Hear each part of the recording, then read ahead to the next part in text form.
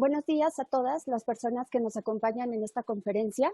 En nombre de la Agencia de los Estados Unidos para el Desarrollo Internacional, USAID, el Gobierno del Estado de Chihuahua a través del DIF estatal, el Ayuntamiento de Juárez, FICOSEC, Casa Amiga, Esther Chávez Cano, el Centro de Intervención en Crisis Alma Calma y muchos otros aliados que nos han acompañado, les damos una cordial bienvenida a este ciclo de conferencias sobre prácticas abusivas sexuales de jóvenes.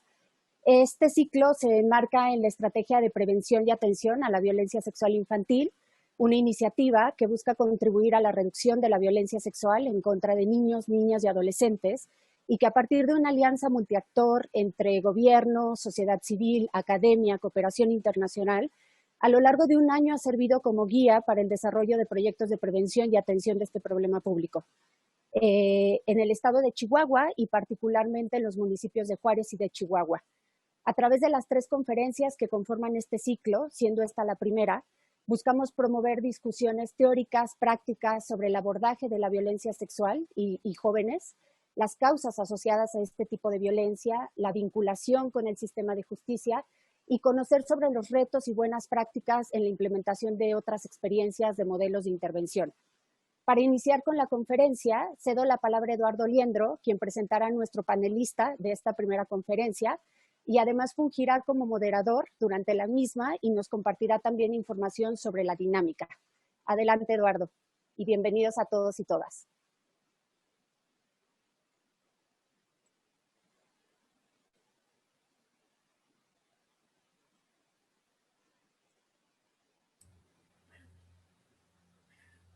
Buenos días, hola a todas y a todos.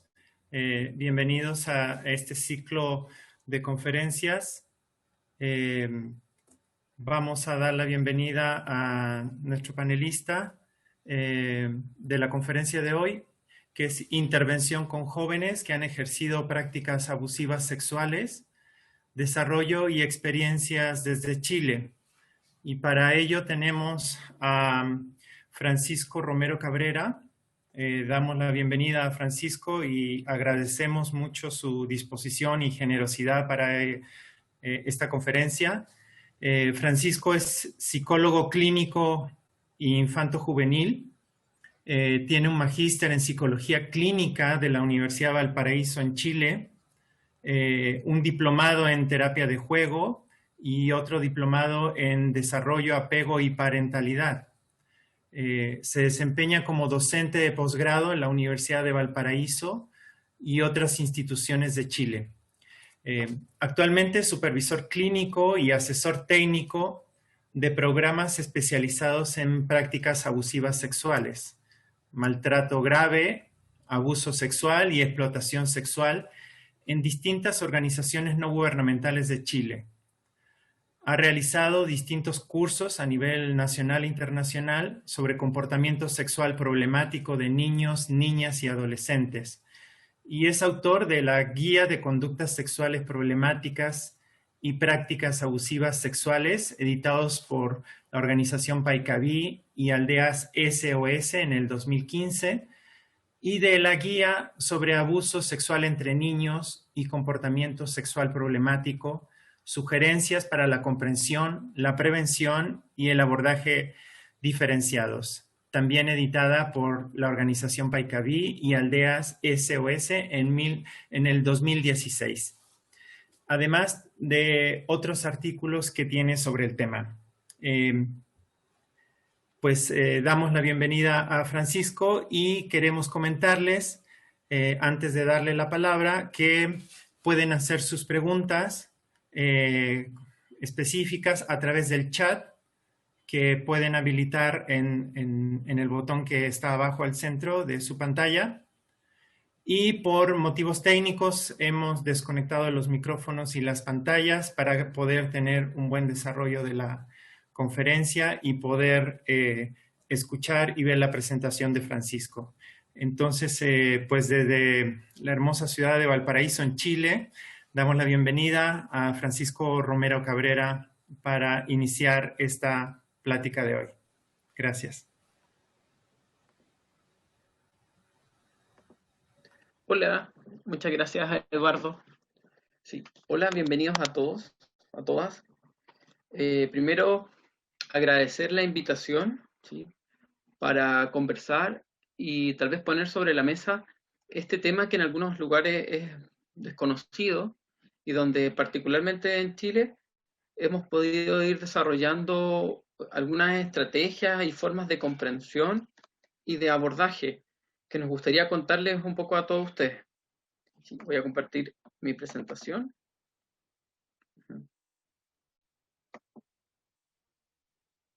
Tal como les contaba Eduardo, ¿sí?, tal como Eduardo les mencionaba, vamos a conversar un poco sobre las prácticas abusivas sexuales de los jóvenes y la experiencia de nuestro país, la experiencia de Chile en particular, ¿sí? En Chile es una temática que a lo menos ya se ha visualizado desde casi 20 años, ¿sí?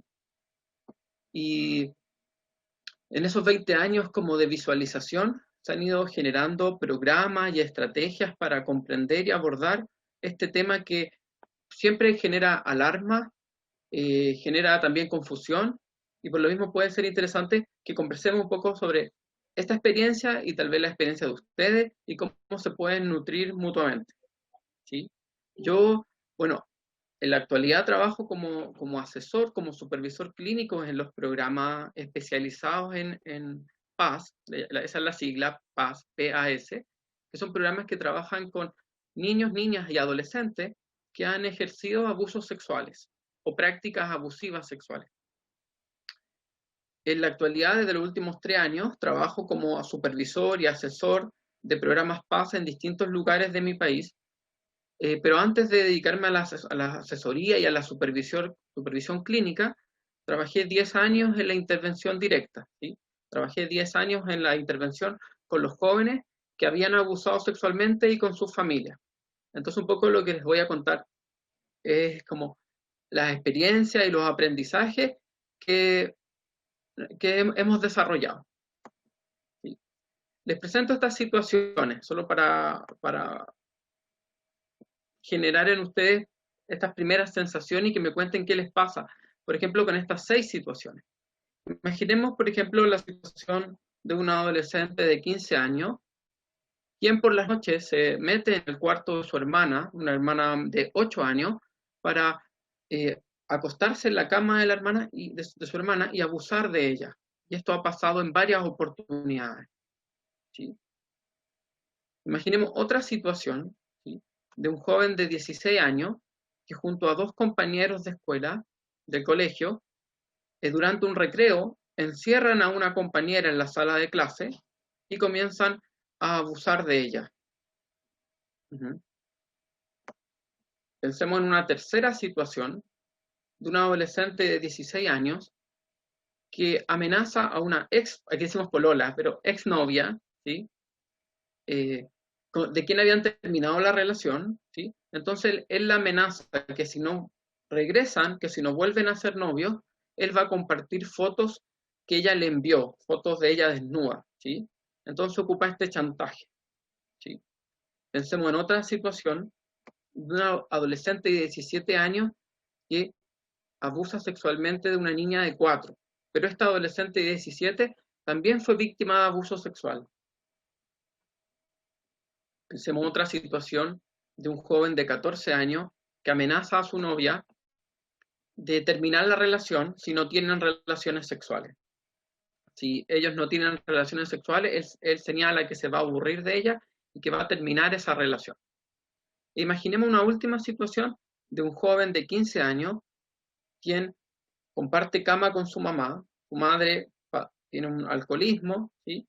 Entonces, en los momentos en que ella está ebria, este joven de 15 años abusa sexualmente de ella durante las noches, ¿sí?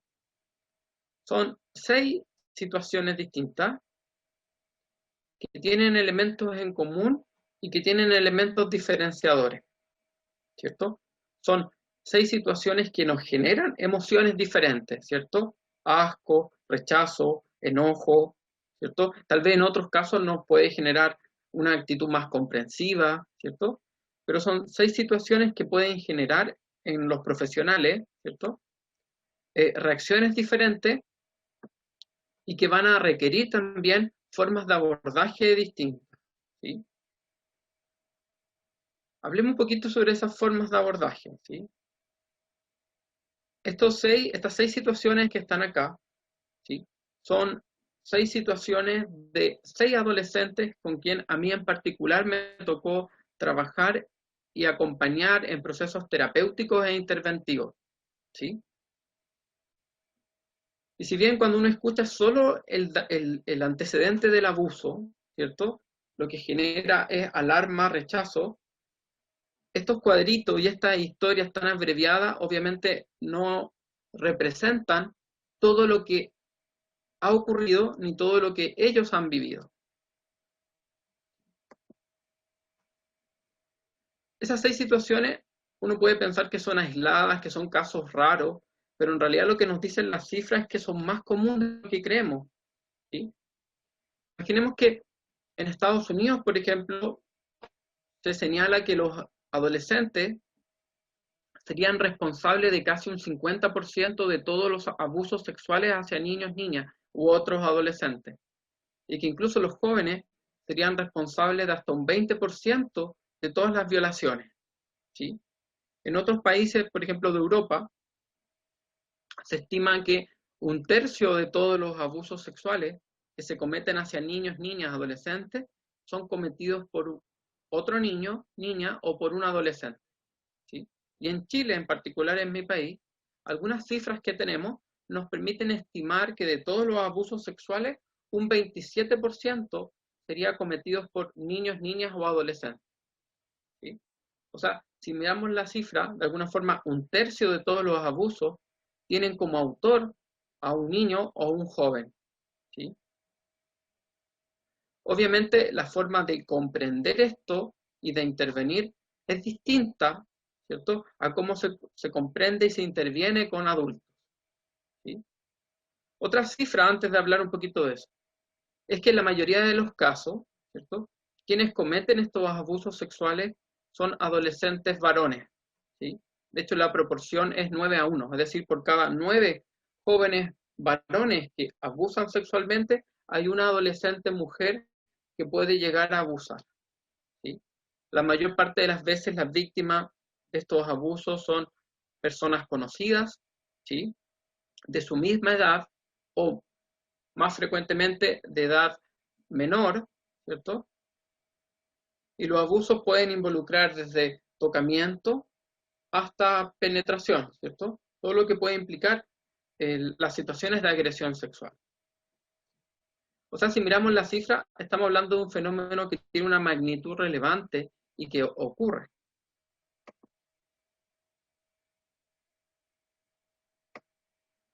Vamos a hablar de algunas diferencias.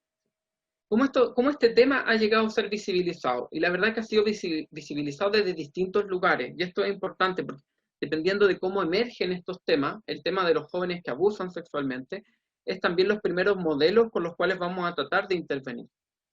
Una forma en que estos temas fueron emergiendo fue, por ejemplo, en Estados Unidos, cuando en los años 80 aparece un dato, una cifra alarmante, que señalaba que el 50% de los abusadores, de los adultos que estaban en la cárcel por delitos sexuales, el 50% de esos adultos había comenzado a abusar antes de los 18 años. ¿Esto? Es una cifra alarmante que nos puede hacer pensar que de alguna forma tenemos que evitar que los jóvenes se transformen en abusadores sexuales adultos, ¿cierto?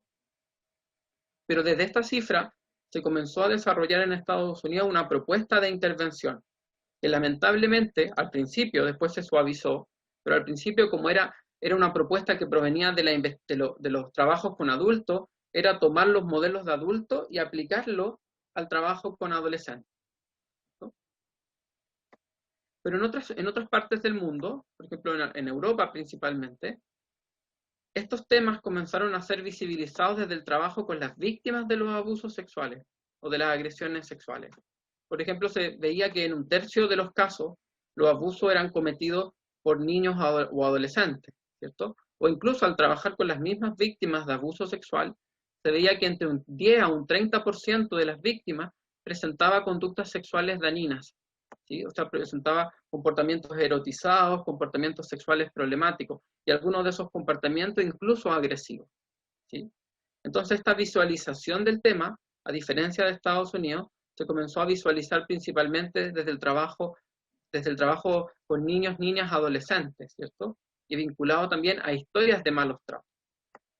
Pero en otros países, por ejemplo, como me da la sensación que puede ser la situación de México, es un tema que ha comenzado a ser visualizado principalmente desde el trabajo con adolescentes, ¿cierto? Al trabajar, por ejemplo, con adolescentes que presentan otro tipo de delitos, por ejemplo, que están involucrados a pandillas, a tráfico, aparecen tal vez también delitos sexuales, ¿cierto? O al trabajar, a lo mejor, otras temáticas de violencia, por ejemplo, al trabajar el tema de la violencia en el noviazgo, aparece, ¿cierto? Esto de que también parte de esa violencia entre adolescentes o de adolescentes involucra formas de violencia sexual, ¿sí? Entonces, es una temática que se comienza a visualizar desde lugares distintos, ¿cierto? Y que tiene tensiones, por supuesto, ¿cierto? Que tiene debate, donde hay situaciones en las que los autores se han puesto de acuerdo y otras situaciones en las que todavía hay ciertas cosas en las cuales es necesario acordar y evaluar cómo se intervienen o comprenden, ¿sí?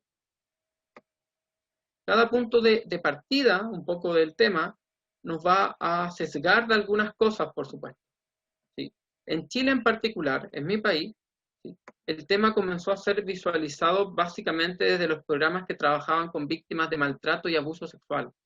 Por lo tanto, en Chile rápidamente se asumió una mirada desde lo proteccional, una mirada desde el trabajo reparatorio, del trabajo del trauma, del trabajo con dinámicas familiares. Y eso a lo mejor nos ayudó a evitar algunas miradas más adultistas en la intervención, pero también nos sesgó en algún momento a ignorar la importancia de las miradas criminológicas sobre esto. Entonces, cada punto de partida es también una posible limitación de lo que vemos, ¿sí?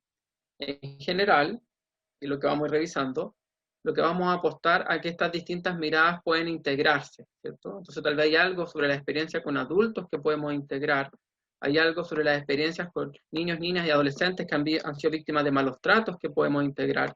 Y obviamente hay otros elementos de la adolescencia y del trabajo con adolescentes que presentan otro tipo de problemáticas que también podemos integrar.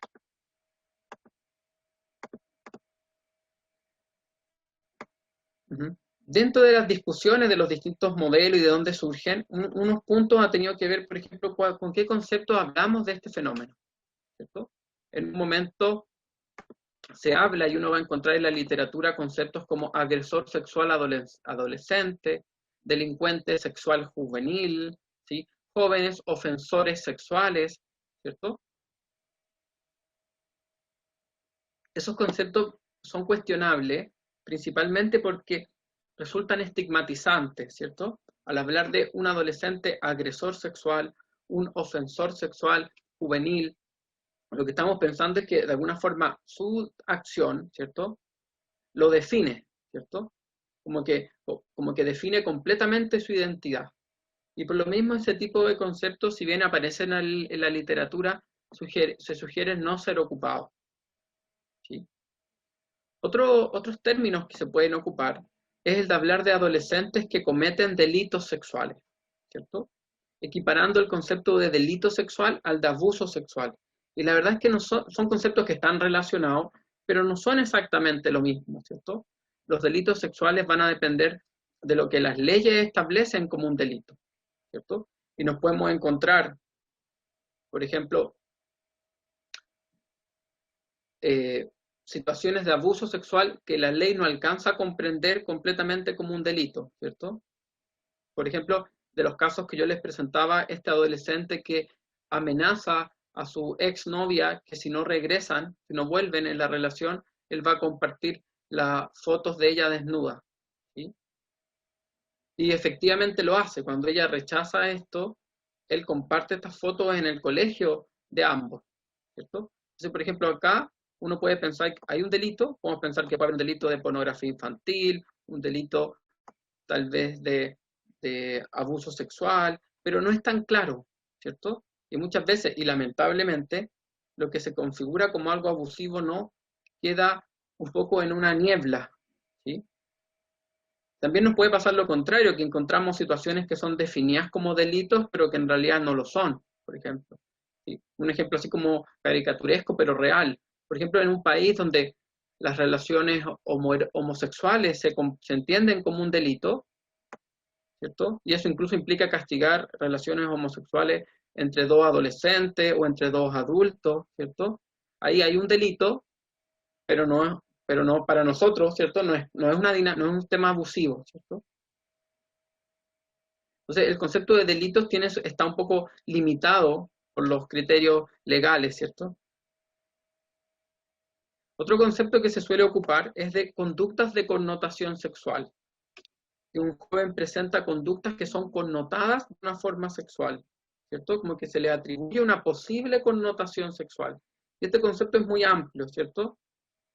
Realmente es un concepto que se ocupa, por lo menos en Chile, se ocupa harto desde el tema escolar, los colegios, las escuelas, cuando descubren situaciones de tipo sexual, prefieren llamarlas conductas de connotación sexual.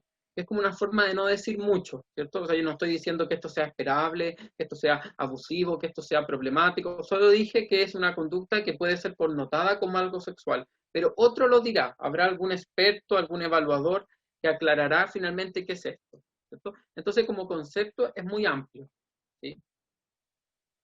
Otro concepto que se ocupa, y también uno puede encontrarlo en la literatura, son las conductas sexuales problemáticas o las conductas sexuales dañinas. Este concepto es el más amplio de todos, porque dentro de una conducta sexual dañina, ¿cierto? Que son conductas que implican un riesgo o un perjuicio, ¿cierto? Es consecuencias negativas tanto para el propio joven que la realiza como para quien la recibe. Este concepto de conducta sexual dañina también es muy amplio. Las conductas abusivas serían un tipo de conducta sexual dañina, pero dentro de las conductas sexuales dañinas podemos encontrar, por ejemplo, masturbación compulsiva o un interés focalizado y restringido en el tema de la pornografía en el caso de adolescentes, o podríamos encontrar incluso conductas de promiscuidad sexual. Esas pueden ser conductas dañinas, ¿cierto? Pero no todas llegan a ser abusivas.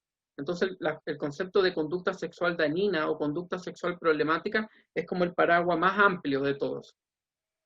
Y luego tenemos los comportamientos ya más específicos.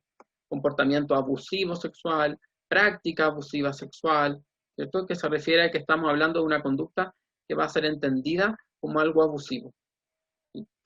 Estos dos conceptos nos gustan más porque son más específicos, están menos limitados por los criterios a veces legales, no son estigmatizantes y son más específicos, ¿sí? Pero aún así en Chile el concepto de práctica abusiva sexual ha tenido más fuerza y se prefiere hablar de práctica en lugar de comportamiento, porque la idea del comportamiento abusivo o agresivo sexual supone que el problema es solo la conducta, ¿cierto? Es solo lo que el joven ha hecho. Pero la idea de práctica supone que esa conducta es llevar a la acción, llevar a la práctica algo más grande. Entonces, esta idea de hablar de prácticas abusivas es que el joven lleva a la acción algo que no se limita solo a esa acción en sí.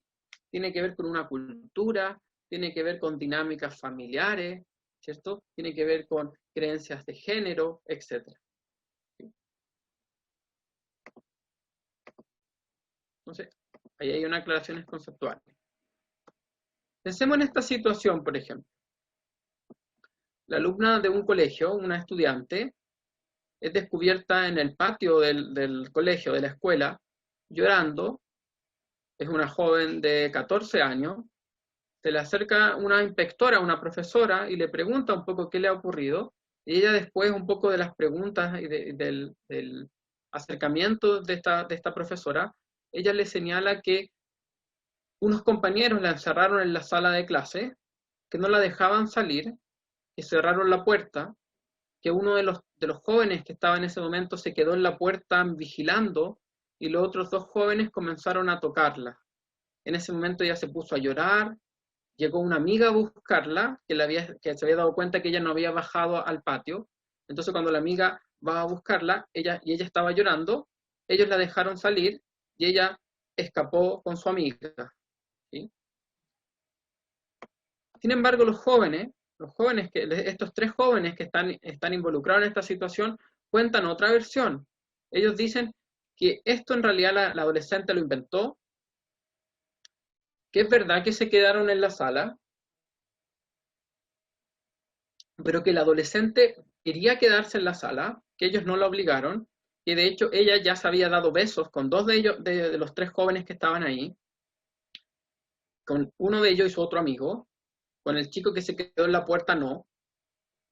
De hecho, estos jóvenes señalan que incluso ella le había dicho, que esta adolescente les había dicho a ellos que por qué no hacían un trío y que se reía en ese momento, que en realidad, y que ahora se hace la que no quiere porque sabe que la van a retar, porque como sabe que su amiga descubrió esta situación cuando fue a la sala de clase, ellos dicen que por eso ella inventó que esta situación no era consensuada, y que de hecho a ellos esta compañera les cae mal y siempre les ha caído mal, ¿sí? Este es un ejemplo de cosas que nos pueden suceder, ¿cierto? Hay una situación de abuso sexual que los jóvenes que la cometen muchas veces no la connotan de esa forma, ¿no? O incluso no solo ellos no la connotan de esa forma, sino que los propios entornos no la connotan así. Podemos tener familias, por ejemplo, que dicen, es que esto es una mentira, es que yo le creo a mi hijo que en realidad fue la compañera la que inventó esto, o incluso dentro de la comunidad educativa, dentro del colegio, podríamos tener adultos que dicen como, si es que es verdad que esa alumna no sé qué cosa, ¿cierto? Y todo eso obviamente son experiencias de revictimización. Pero ese cuestionamiento y esa duda puede surgir también en los adultos. Y de ahí se vuelve importante saber cómo entonces diferenciamos que estamos frente a conductas que son abusivas o no lo son, ¿sí? Hay unos criterios generales que tienen que ver con la existencia de un desequilibrio de poder, ¿cierto? Que hay diferencias de poder que son significativas. Esas diferencias pueden tener que ver con las diferencias de edad, ¿cierto? Con los roles distintos, ¿cierto? Con que una persona está en un rol de cuidar o está en un rol de mayor poder, de autoridad, o también el desequilibrio puede tener que ver con los estados, ¿cierto? Con que una persona está en una posición de vulnerabilidad, porque está en una situación de desamparo, o porque está en una situación, está privada de los sentidos por los efectos del alcohol, ¿cierto? O sea, hay en general dinámicas de desequilibrio de poder. Otro criterio es que exista ausencia del consentimiento, ¿cierto? O que ese consentimiento no sea real, sea un consentimiento obtenido por medio del chantaje, de la amenaza o la fuerza. Y otro criterio es que la experiencia haya sido experimentada por la víctima como una experiencia de desagrado, rechazo o temor. No es necesario que estén estos tres criterios. Puede bastar con que esté uno de ellos para que la situación pueda ser entendida como algo abusivo, ¿sí? Para ayudar un poco en esta evaluación, hay varios instrumentos que se han diseñado, ¿ya? Uno de los más simples, y de hecho que a veces ocupamos con los mismos adolescentes, o con las familias, o con otros adultos que no cumplen una tarea como de evaluación o de especialidad en el tema, ¿cierto? Puede ser ocupar esta idea de los semáforos. Entonces, en un semáforo tenemos tres colores. Color rojo es cuando estamos frente a una práctica abusiva, es decir, cumple algunos de estos criterios. Hay diferencias de edad, hay diferencias en las capacidades intelectuales, ¿cierto? Diferencias en que una de las personas tiene alguna discapacidad intelectual. Hay diferencias, la asimetría o el abuso tiene que ver con el uso de amenaza o forcejeo. No existió consentimiento, o es una conducta sexual que está surgiendo dentro de un contexto de violencia, de acoso o de bullying previo, ¿cierto? O sea, dentro de dinámicas de violencia previamente instaladas. Cuando hay uno de estos criterios en color rojo, lo más probable es que estemos frente a una práctica abusiva. Pero si no hay ningún criterio rojo, todavía puede ser que estemos frente a una conducta sexual problemática o dañina, no necesariamente abusiva, pero que es posible que sea dañina. En ese caso, en el caso de los adolescentes, sería una conducta que no respetó los elementos de privacidad y autoprotección, que a los jóvenes les cuesta mucho reconocer por qué se involucran en esas conductas, ¿cierto?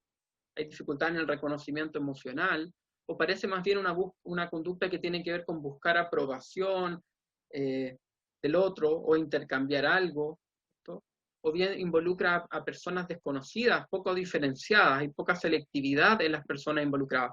Pensemos, por ejemplo, en adolescentes que suben fotos de ellos a las redes sociales, ¿cierto? En algunos de esos casos están algunos de estos criterios, ¿cierto? Les cuesta identificar por qué lo hacen, tal vez tiene que ver con una búsqueda de aprobación, ¿cierto? A veces lo hacen con figuras que son indiferenciadas, etc. O bien que la conducta parece estar focalizada, es decir, que parece ser como uno de los principales intereses de ese adolescente.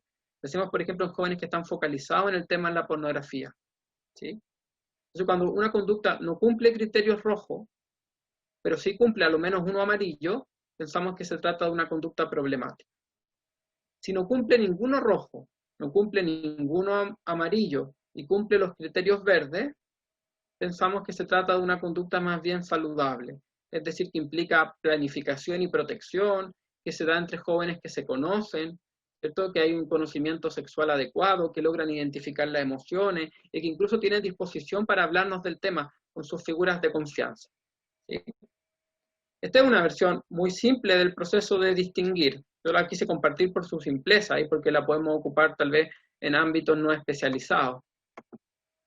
También tenemos semáforos para niños más pequeños, ¿cierto? De 8 a 12, y tenemos incluso semáforos para niños todavía más pequeños, de 8 años o menos. Claro, y en ese caso, ahí ya no hablamos de prácticas abusivas, sino que hablamos de conductas sexuales intrusivas, ¿sí? Eso también lo puedo ir explicando tal vez la parte de las preguntas, porque tiene que ver ya con niños más pequeños, no con adolescentes. Existen otros instrumentos más, tablas descriptivas y otro material especializado que también ustedes pueden revisar y que se los vamos a comentar en los materiales que les vamos a compartir al final, ¿ya? Pero ese semáforo lo quise compartir como una forma más simple. Otro tema importante puede ser pensar en cómo clasificamos las conductas sexuales, ¿sí? De los adolescentes, ¿sí? Podemos, por ejemplo, separar las conductas sexuales en aquellas que son saludables o en aquellas que son problemáticas o dañinas, ¿sí? Dentro de aquellas que son problemáticas o dañinas, podemos encontrar aquellas que están autocentradas, es decir, que involucran solo al joven, por ejemplo, o a ese niño, por ejemplo, masturbación compulsiva o interés focalizado en la pornografía, ¿cierto? Y hay otras que son dañinas, pero son de tipo interpersonal, es decir, involucran a otra persona. Dentro de esas que son dañinas e interpersonal, podemos encontrar aquellas que no son abusivas, es decir, no hay desequilibrio de poder, o aquellas que sí son abusivas. Por ejemplo, puede ser no abusivo la promiscuidad sexual, es un tipo de conducta sexual problemática, interpersonal, involucra a otros, pero a lo mejor no involucra a otros donde hay desequilibrio de poder. Podría llegar a serlo, pero imaginemos que hasta el momento no lo ha sido. Entonces esa sería una conducta sexual problemática, interpersonal, no abusiva, ¿sí? Y existen aquellas que sí son abusivas, que son aquellas en las que existe desequilibrio de poder, ¿cierto? Incluso dentro de estas prácticas abusivas en las que hay desequilibrio de poder, podemos clasificarlas en aquellas que están sin agresividad o con agresividad. Esta diferencia es súper importante en el trabajo con niños y con adolescentes, porque con adultos tendemos a asumir que todas las prácticas abusivas involucran la búsqueda de dañar y de dominar al otro. Pero lo que vemos es que los adolescentes, si bien hay un grupo que ejerce los abusos como una forma de dominación y de control del otro, hay otros que tal vez lo hacen desde otras razones, que no son claramente intenciones agresivas, ¿cierto? En el ejemplo que les daba de los 3 jóvenes, por ejemplo, ¿cierto? Los 3 jóvenes fueron derivados a programas PAS, a programas para abordar la temática del abuso sexual. Pero uno de ellos tenía un elemento mucho más agresivo, que era la intención de dañar a la compañera, de dominar la situación, y otro tal vez la intención tenía que ver con agradarle a los otros jóvenes, tenía que ver con una intención de reconocimiento, ¿cierto? Entonces esta distinción puede ser importante en el trabajo con niños o con adolescentes, ¿cierto? Entonces en algunos casos va a haber una dinámica abusiva, desequilibrio de poder, pero no necesariamente va a haber una clara intención de dañar, y en otros casos sí.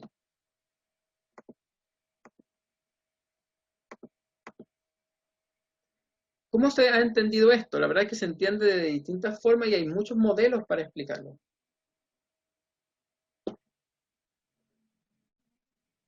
Algunos modelos que buscan explicar esto provienen de tradiciones más criminológicas, ¿cierto? Son los primeros en aparecer.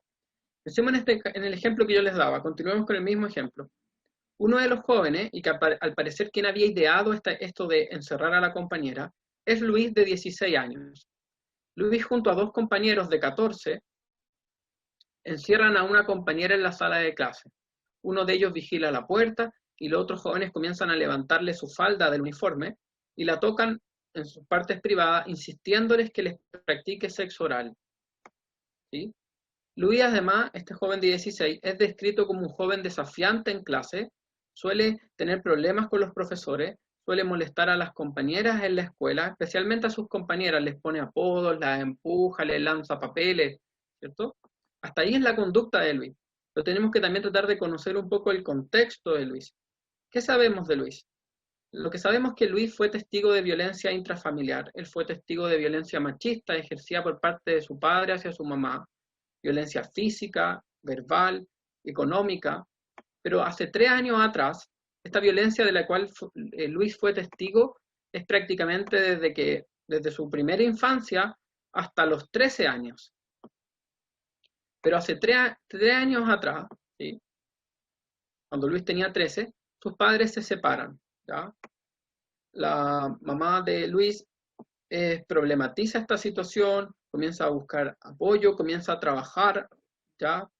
Hay menos dependencia económica y decide terminar la relación con el papá de Luis, ¿sí?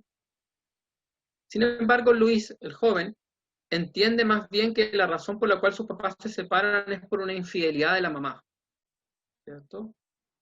Y Luis, además, influenciado por el papá, tiende a culpar a la mamá de esta situación y de hecho habla muy despectivamente de su mamá en las sesiones, ¿sí? También nos enteramos que Luis comenzó a ver pornografía a muy temprana edad. Él comenzó a ver pornografía a los 10 años y al parecer este uso de la pornografía ha estado presente hasta el día de hoy, ¿sí? Había muy poca supervisión de lo que él veía en Internet desde los 10 años, ¿sí? También nos enteramos que cuando ocurre la separación, Luis es puesto un poco como en un rol de confidente y de amigo del papá. Hay como una inversión de roles ahí. De hecho, más adelante en la intervención, Luis se anima a contarnos que él recuerda a su papá muy deprimido en ese momento, el papá viviendo solo en una pieza, se había ido de la casa, Luis siguió viviendo con la mamá y con una hermana, pero su papá se fue de la casa, ¿sí? Tras esta separación. Este papá vivía en una habitación solo, arrendaba un cuarto. Entonces para Luis esto era visto como algo muy negativo hacia su papá, y él recuerda ver a su papá muy triste, y en un momento incluso nos cuenta de haber tenido que contener a su papá cuando su papá tenía ideaciones suicidas. En esas visitas en que él veía a su papá consumía mucho alcohol y empezaba también a hablar del deseo de matarse, de este como desamor, y Luis había tenido que contener todo esto. En general, Luis es un joven al que le cuesta mucho reconocer sus emociones, le cuesta mucho hablar de lo que siente. También en el pasado fue diagnosticado por un déficit atencional, ¿ya? Pero que nunca se dio tratamiento, y también ha repetido ya 2 años consecutivos el tema escolar. Estos son algunos antecedentes. Entonces ya no solo está la conducta de Luis, ahora tenemos más antecedentes de su historia, ¿cierto? No todos, pero tenemos un poquito más de información. Y con esto podríamos empezar a tratar de comprender cómo Luis llega a ser algo así. Yo les contaba que hay distintos modelos explicativos. Los modelos criminológicos con frecuencia se centran mucho en la personalidad, en el estilo de funcionamiento. Entonces podemos pensar que acá hay un estilo tal vez más impulsivo, ¿cierto? Se centra mucho más en las dificultades de habilidades, de distintas dificultades de habilidad, ¿cierto? Dificultades en sus habilidades sociales, en su forma de resolver los conflictos, ¿sí? Y también en algunas distorsiones cognitivas, en algunas distorsiones del pensamiento. Por ejemplo, las distorsiones que puede tener Luis con respecto a las mujeres, ¿cierto? Las distorsiones que puede tener con respecto a los procesos que ha vivido, ¿no? Otras tradiciones, que vamos a llamar tradiciones más relacionales evolutivas, explican los abusos de los jóvenes prestando mucha atención a las dinámicas familiares en las que ellos están insertos, ¿no? Y a las historias de traumas que ellos han vivido. Se lo explican mucho desde ahí. Y también existen hoy en día otros modelos que vamos a llamar tradiciones más críticas, que son tradiciones que explican los abusos principalmente desde las variables culturales, ¿cierto? Desde el machismo, desde nuestra cultura individualista, de consumismo, ¿cierto? De cosificación de los otros. Hay una explicación mucho más sociocultural de los abusos, ¿cierto? Pero también estas tradiciones más críticas se centran también en los recursos de los jóvenes, es decir, también hay recursos disponibles para acompañarlos a responsabilizarse. Todas estas tradiciones las podemos integrar, por supuesto. Aquí hay un modelo, por ejemplo, de cómo lo hemos integrado en nuestro país.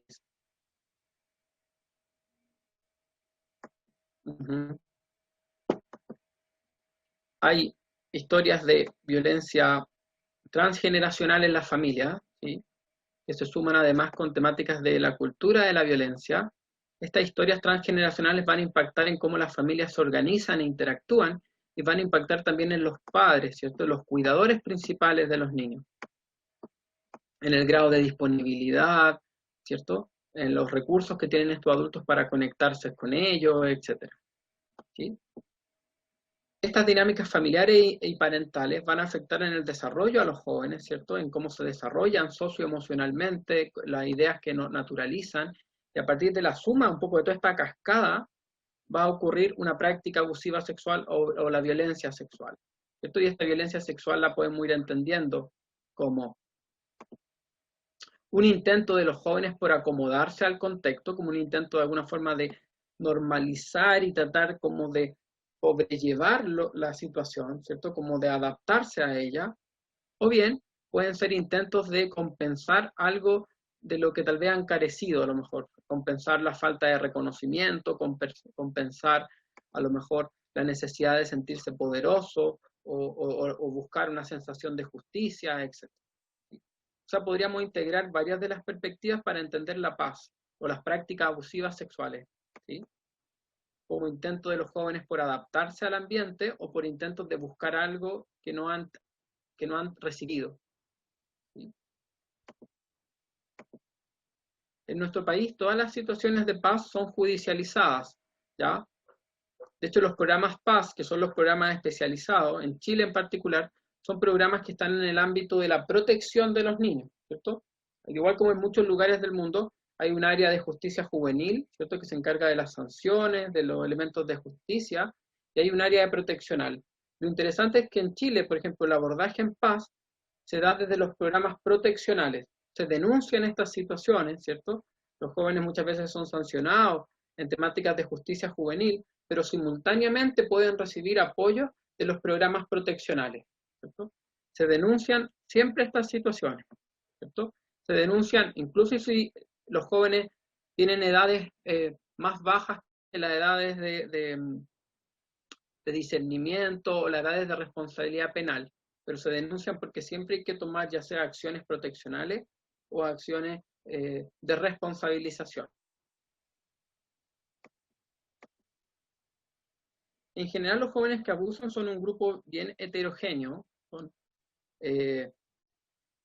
un grupo muy diverso de jóvenes, ¿cierto? Es difícil pensar que hay un perfil de un único joven. Podemos tener jóvenes en un extremo mucho más como involucrados en muchos otros delitos, con mucha impulsividad, pero también tenemos otro extremo de jóvenes que abusan, que no están involucrados en ningún otro delito, que por el contrario pasan mucho tiempo como en sus casas, como son muy temerosos, tienen muchas dificultades para relacionarse con los pares, ¿cierto? Entonces hay como un abanico amplio de jóvenes que pueden llegar a abusar. ¿Cómo es la respuesta un poco? Yo les explicaba que un poco la respuesta en Chile es principalmente una respuesta desde el área proteccional, pero también se puede complementar con respuestas desde el área de responsabilización, ¿ya? Generalmente se comienza con un diagnóstico, con una evaluación inicial. En esta evaluación vamos a tratar de conocer un poco el desarrollo del joven y su funcionamiento, ¿cierto? Su desarrollo emocional, ¿sí? Su personalidad, incluso ahí uno puede ocupar distintos instrumentos para eso, ¿sí? También vamos a tratar de conocer las dinámicas familiares que están presentes y las competencias parentales de sus cuidadores, ¿cierto? Y hasta ahí tal vez la evaluación puede ser común a la que hace cualquier otro programa, es muy parecida hasta ahí, ¿sí?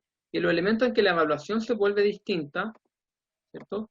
tiene que ver con las cosas específicas que se evalúan de la paz, ¿sí? O del abuso sexual. Una de las cosas específicas que se evalúan en los programas es que se establece el riesgo de reincidencia, como el riesgo de que un joven pueda volver a abusar. Hay situaciones que pueden ser de bajo, de moderado, de alto o incluso altísimo riesgo. Y dependiendo del riesgo que se evalúa, y para eso se ocupan instrumentos, ¿cierto? Lo que utilizamos en Chile principalmente es el ERASOR, que es uno de los instrumentos más ocupados en el mundo, para evaluar riesgo de reincidencia. ¿Sí? También vamos a evaluar la presencia de factores protectores de desistimiento, que son evaluar la presencia de factores que ayudan a evitar o a interrumpir que los abusos continúen, ¿cierto? Factores protectores, ¿cierto? Y ahí uno de los instrumentos que se ocupa es el DASH 13. Todos estos instrumentos que yo les menciono están disponibles en Internet, son instrumentos norteamericanos, pero en el caso de Chile estos instrumentos han sido validados. ¿Sí? Otra cosa que evaluamos es el grado de responsabilización inicial con el cual llega el joven. ¿Cómo llega a la intervención? Llega reconociendo, llega negando, llega minimizando, llega problematizando, etc. ¿Sí? Pero también nos va a interesar conocer el grado de responsabilización con el cual llega la familia. ¿Sí? Si se fijan, en Chile afortunadamente las intervenciones involucran mucho a las familias y a los cuidadores. No son intervenciones tan individualizadas. Eso tiene que ver porque en Chile afortunadamente el tema se empezó a problematizar y a visibilizar desde el área proteccional, no desde el área judicial. ¿Sí? En otros casos hay que evaluar, por ejemplo, si los jóvenes pueden seguir manteniendo algún tipo de contacto con las víctimas o no. Por ejemplo, si la víctima es su hermana, ¿es el distanciamiento inmediato o no? ¿Cierto? Y también hay que tener criterios para tomar esas decisiones. ¿Podría, por ejemplo, Luis continuar en el mismo colegio o no? ¿Sí? También vamos a evaluar si existen otras conductas sexuales problemáticas, además de las PAS. Muchas veces vamos a ver que los jóvenes, además de presentar las prácticas abusivas sexuales, presentaron otro tipo de conductas sexuales problemáticas que no se identificaron a tiempo. Por ejemplo, el tema de la pornografía, ¿no? O incluso en algunos casos vamos a tener que considerar si pueden haber historias de abuso sexual que estos jóvenes no hayan develado y que tal vez también puedan abordarse en la intervención. Y también vamos a evaluar el riesgo de que se involucren en otro tipo de delito. Estos criterios son ya más específicos de paz, y tal vez estos instrumentos y estas áreas a evaluar son distintas tal vez a las que evaluarían otros programas que trabajan con adolescentes, que tienen que ver con la temática más específica.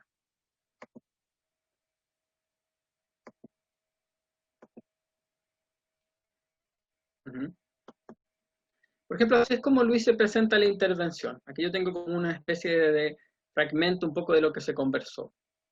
¿Sabes por qué vienes al programa? O sea, ¿por qué te toca venir a este programa? No sé, nos decía él.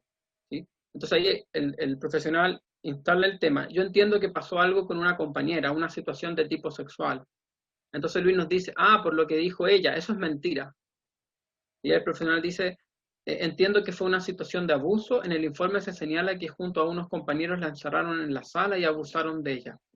¿Qué piensas tú sobre esta situación? ¿Qué me puedes contar sobre eso? Y ahí Luis está un poco más molesto y dice rápidamente, es mentira, y no me gusta hablar de eso.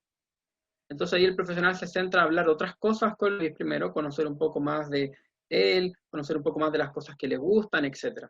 Y luego de la conversación le dice que necesita hacerle 5 preguntas para conocer, ¿cierto? Un poco lo que pasó en la escuela, y que estas 5 preguntas son las 5 preguntas que necesita por ahora por un tiempo. Que después si volvemos a hablar de este tema lo vamos a hacer tal vez más adelante, cuando tengamos más confianza y nos conozcamos mejor. Y aquí empieza a plantear algunas preguntas para evaluar. Entonces, yo ya entiendo que tú niegas lo que pasó, pero ¿por qué crees que se dice algo así? Y ahí está evaluando un poco la atribución que él da.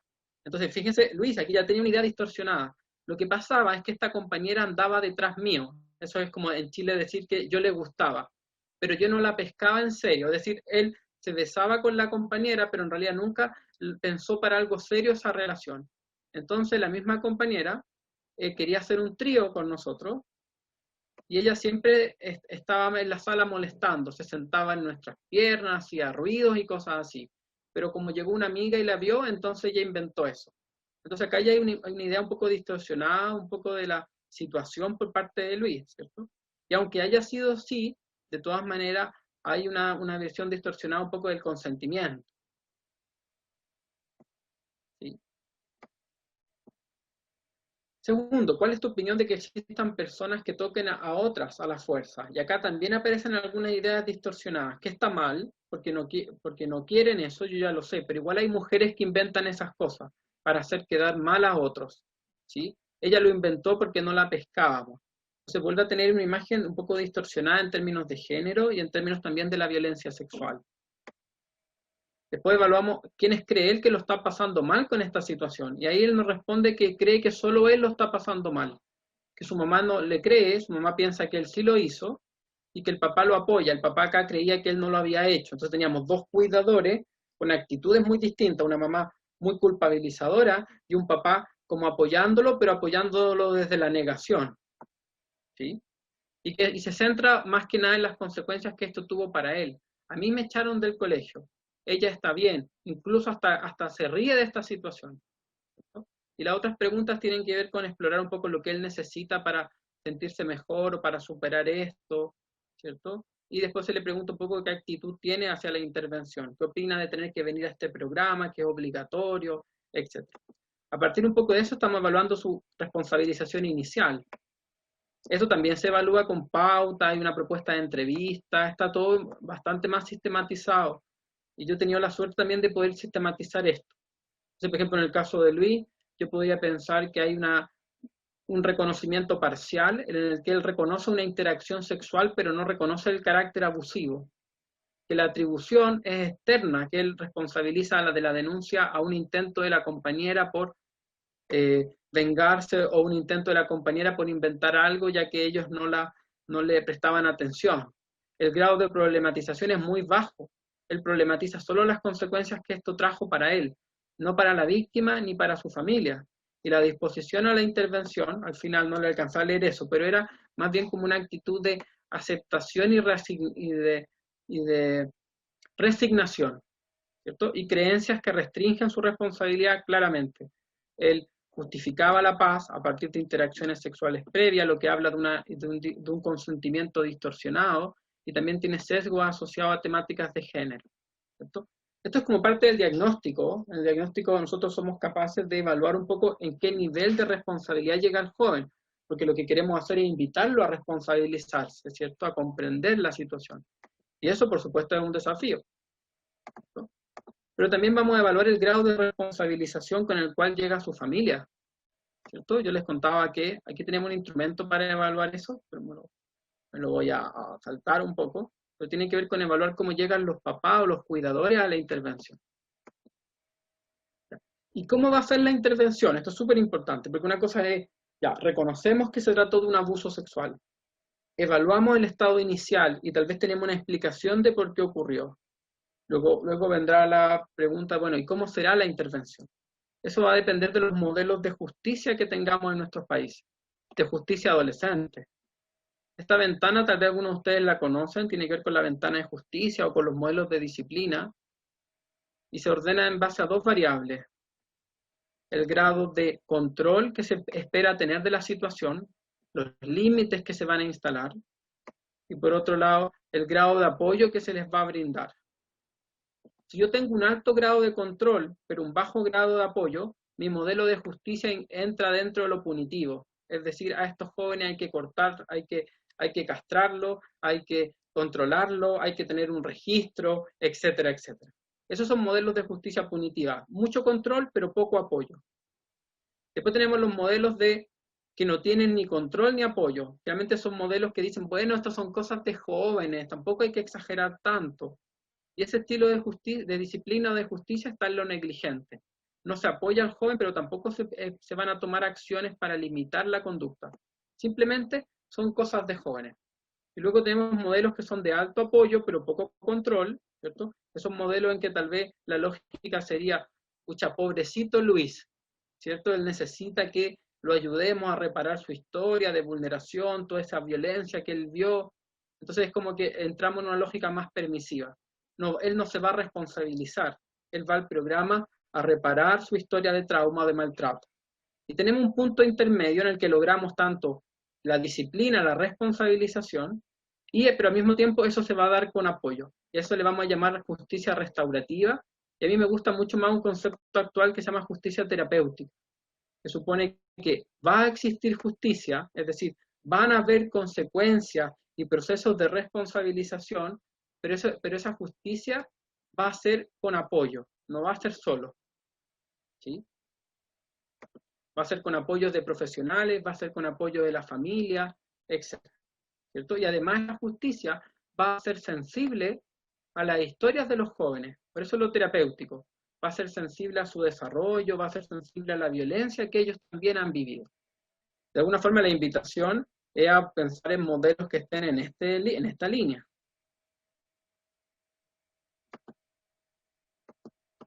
¿Qué implica el proceso de responsabilización? Bueno, acá lo podemos definir. Este es un modelo también chileno, el modelo de Paikvi. Yo recién les mostraba un modelo explicativo que es de Serpag, que es una ONG chilena. Este otro modelo es de Paikvi, que habla de cómo vamos a entender el proceso de responsabilizarnos.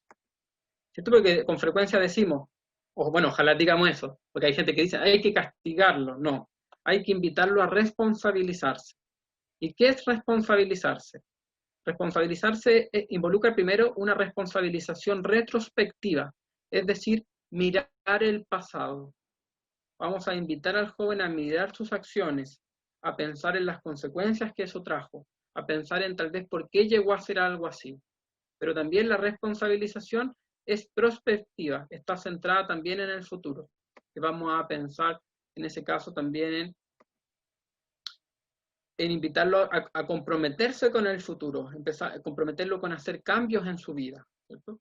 Entonces responsabilizar es tanto animarse a mirar lo que pasó, ¿cierto? A entender lo que hice, pero también es animarse a preguntarse ¿y qué futuro quiero?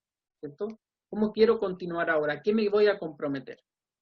Pero además, el modelo de Paikvi supone que este proceso de responsabilización tiene que ser acompañado por otros. No es solo el joven responsabilizándose, no es que va solo al programa, ¿cierto?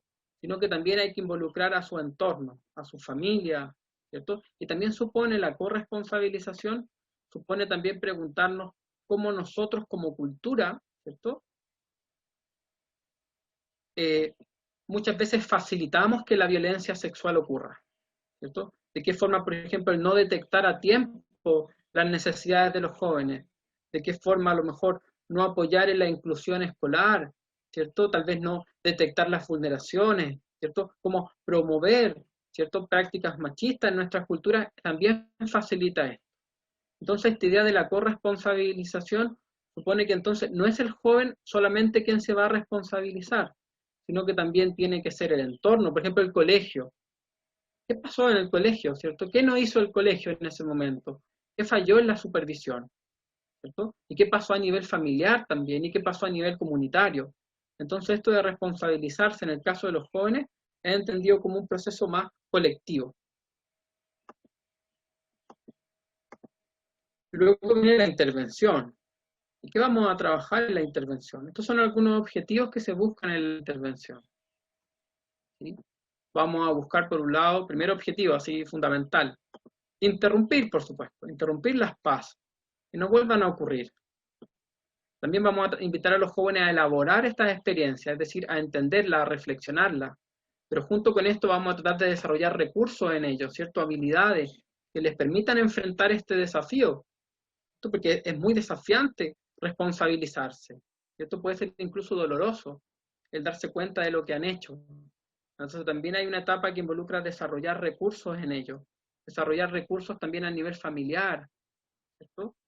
También elaborar sus propias vulneraciones, elaborar las propias historias de violencia que ellos tienen, ¿cierto? Por ejemplo, si pensamos en la prevalencia de abuso sexual que hay en los jóvenes que han abusado, ¿cierto? Y también, por supuesto, apoyar en el tema de la inserción social, en cómo lo ayudamos, por ejemplo, a sentirse parte de sus comunidades o de sus espacios.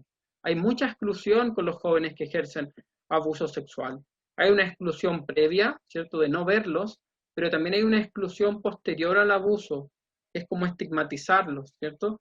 Es como sacarlo de los espacios, que salga de su casa, que salga del colegio. Entonces muchas veces hay una doble exclusión.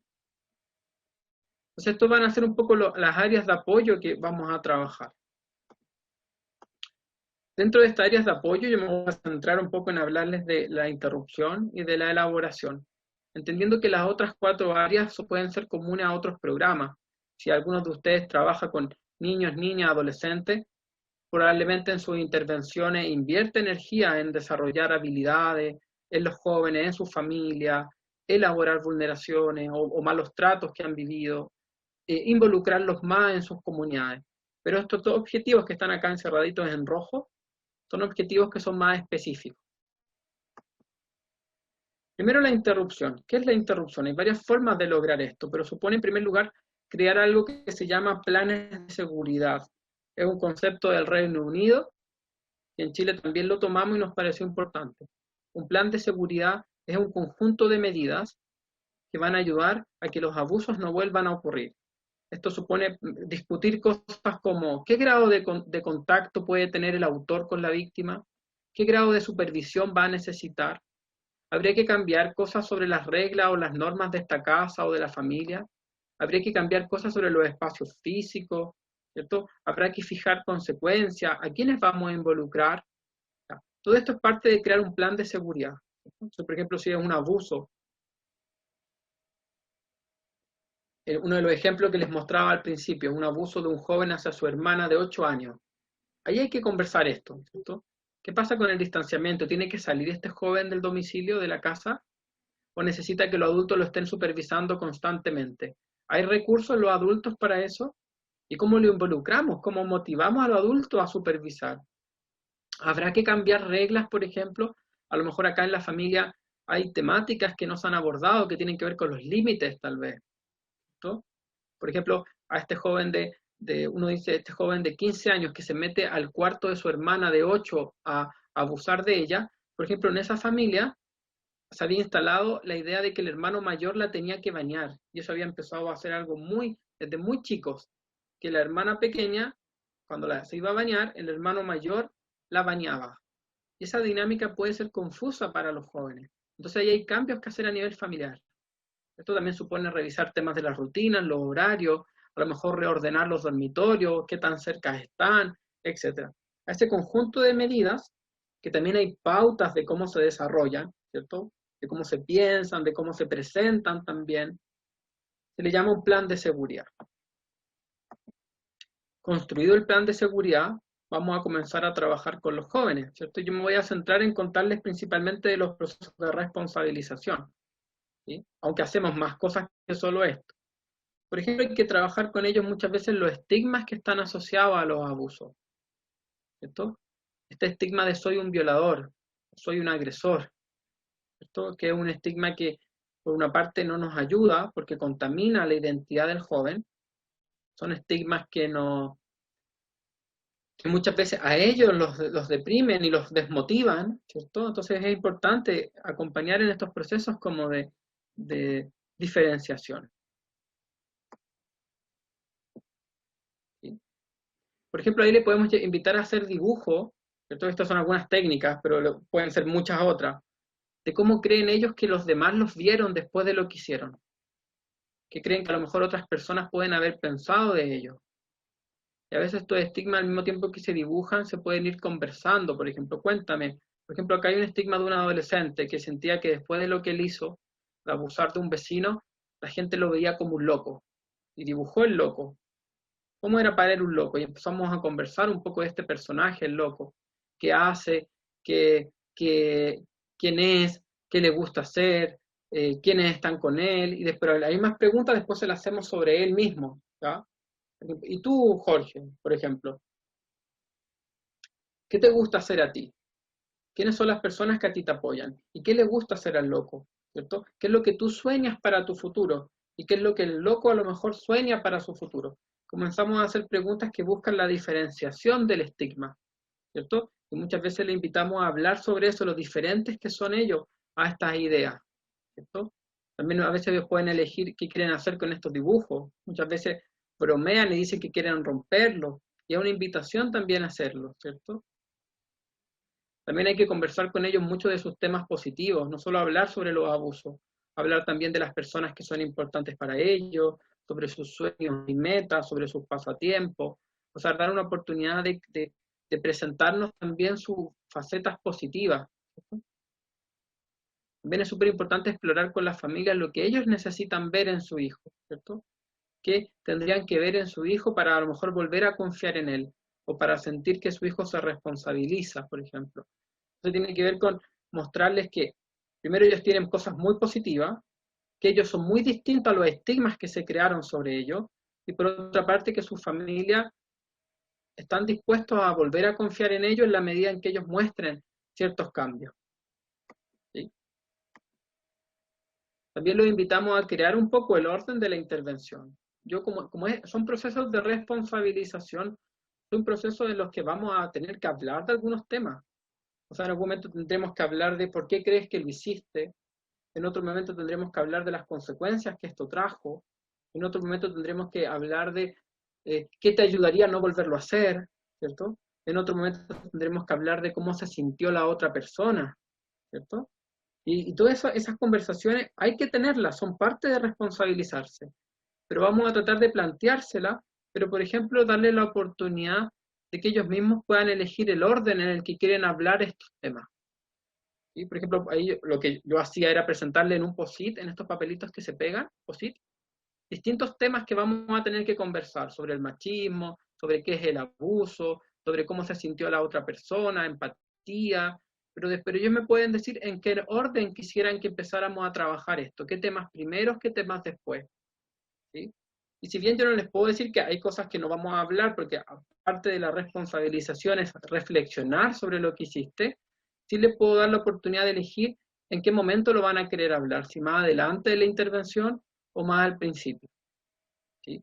Obviamente uno presenta otras temáticas, no todo va a girar en torno a los abusos. También podemos presentar que en este caso habría temáticas de educación sexual, habría unas temáticas que tenían que ver con su familia, ¿cierto? Entre otras cosas. Lo mismo también se le puede presentar a las familias, ¿cierto? Esta idea de presentarles que las familias cuando llegan a la intervención llegan con muchas preguntas y que nosotros tenemos una lista de las preguntas que a veces tienen las familias y se las presentamos. ¿Usted se ha preguntado algo de esto? ¿Sería importante para usted como papá, mamá o cuidador responder a alguna de estas preguntas? Etcétera, ¿no? Entonces tiene que ver con invitarlo. Obviamente las intervenciones están pensadas para adolescentes, están pensadas como intervenciones más lúdicas, más concretas también, ¿no? Voy adelantando para contar más cosas. Obviamente aparte de la intervención va a tener que ver con educar sobre sexualidad y género, ¿cierto? Sobre todo el tema del consentimiento, el tema del machismo. Y yo sé que son cosas que Eduardo va a hablar en la próxima conferencia. Y obviamente trabajar con ellos distintas habilidades socioemocionales que hay que fortalecer, ¿no? Por supuesto, también vamos a conversar sobre crear una explicación de por qué crees que lo hiciste, o tratar de identificar qué es lo que ellos estaban buscando, necesitando detrás de las PAS. ¿A qué responden esas conductas? ¿A qué necesidad? ¿Cierto? Y esto supone muchas veces hablar de los abusos, ¿cierto? ¿Qué había pasado antes? ¿Qué te había sucedido los días antes de esa situación? ¿Qué te pasó después? ¿Cierto? ¿Cómo te sentiste en ese momento? Etcétera. También vamos a revisar los conceptos del poder, por ejemplo. ¿Qué es el poder? ¿Qué implica tener más poder que otra persona? ¿Y qué quiero hacer con ese poder? ¿Cierto? También supone enfocarnos en conversar temáticas sobre la empatía, ¿no? ¿Cómo crees que el otro se sintió? ¿Cierto? ¿Cómo te sientes tú al darte cuenta de eso? Etcétera. Varios objetivos. Lo importante es que cada vez que vamos planteando un objetivo, antes de llegar a la temática, que siempre puede ser amenazante y estresante, hemos fortalecido los recursos que permiten llegar a eso, ¿cierto? También vamos a tratar de trabajar con ellos identificando sus propios valores, identificando las propias cosas que son importantes para ellos en la vida, ¿sí? Hablar de las personas que han sido importantes en sus vidas, de las enseñanzas que han dejado esas personas, hablar de las cosas que ellos defienden en su vida, hablar de a lo mejor las relaciones de pareja que ellos esperan tener en algún momento, cómo las imaginan, cómo las sueñan, ¿cierto? Y a veces estas conversaciones nos permiten mostrar que hay una gran diferencia entre los abusos que cometieron y sus valores, que hay una gran diferencia entre lo que tú has aprendido de tus personas significativas y lo que hiciste, ¿cierto? Y esa tensión igual es positiva, porque tiene que ver con darse cuenta que el abuso no es solo negativo, o las agresiones sexuales no solo son negativas porque un otro me lo dice, sino porque si yo miro mi propia historia, también contradicen partes de mí, también contradicen la persona que yo quiero ser, o lo que yo valoro en la vida, o lo que para mí es importante, ¿cierto? Aquí tengo algunas técnicas y algunos ejemplos, pero por tiempo me da como cosa detenerme a explicarlas. Un desafío interesante que yo les planteo a los jóvenes, y también una invitación que le pueden hacer, es que al terminar la intervención, cuando pasen, en nuestro país son 18 meses de intervención, 1 año y medio de intervención, siguen los programas PAS. Cuando pase ese año y medio de intervención, el desafío es que él nos va a poder dar distintas razones de por qué no volvería a abusar.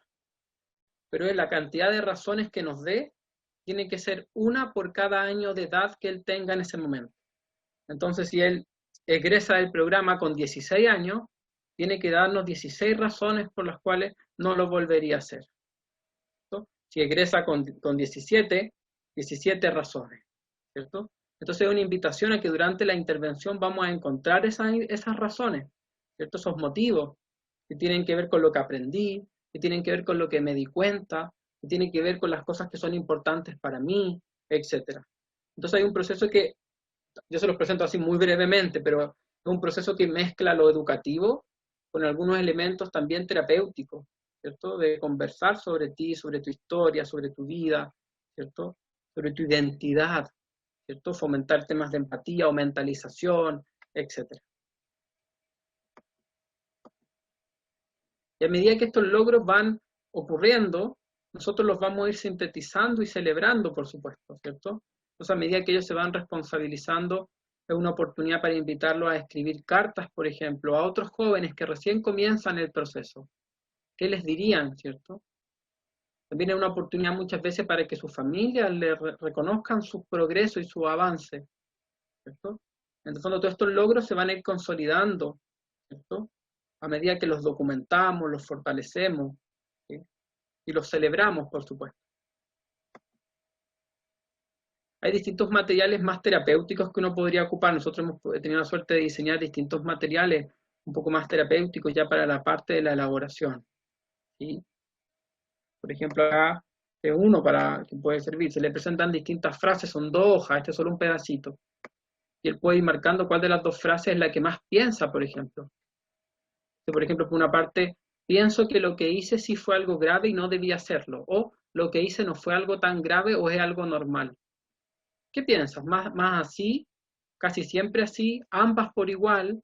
¿Casi siempre así? ¿O siempre por de este lado? ¿Cierto? Entonces, los jóvenes tienen la oportunidad un poco de contarnos sus formas de pensar nuevas, ¿cierto? Lo que pasó fue culpa de la otra persona. Lo que pasó, yo lo causé o fue mi responsabilidad. ¿Qué piensa? Por ejemplo, imaginemos que nos dice ambas por igual. Es una oportunidad para hablar sobre eso, ¿cierto? Incluso, aunque uno diga, bueno, pero acá por deseabilidad social él podría decir, no sé, que se dio cuenta que lo que hice fue algo muy grave. O que ha descubierto razones para cuales no volverlo a hacer. Entonces, aunque su respuesta sea de deseabilidad social, lo interesante es llegar después a explorar esto, ¿cierto? ¿Y por qué? ¿Cierto? Entonces, a veces son estrategias que pueden ayudarnos a facilitar la conversación de temáticas que son a veces muy complejas de hablar, ¿cierto? Para ello, hablar sobre los abusos es una fuente de estrés importante. Entonces tiene que ver con, obviamente, vincularnos, desarrollar recursos que les permitan afrontar esos desafíos de la responsabilidad, fomentar apoyo a nivel familiar que les permita sentir que hay alguien acompañándolo, pero también ocupar técnicas, ejercicios, dinámicas que sean a lo mejor más cercanas para ello y que faciliten la conversación. Estos son algunos ejemplos un poco de lo que podemos trabajar y de lo que vamos realizando.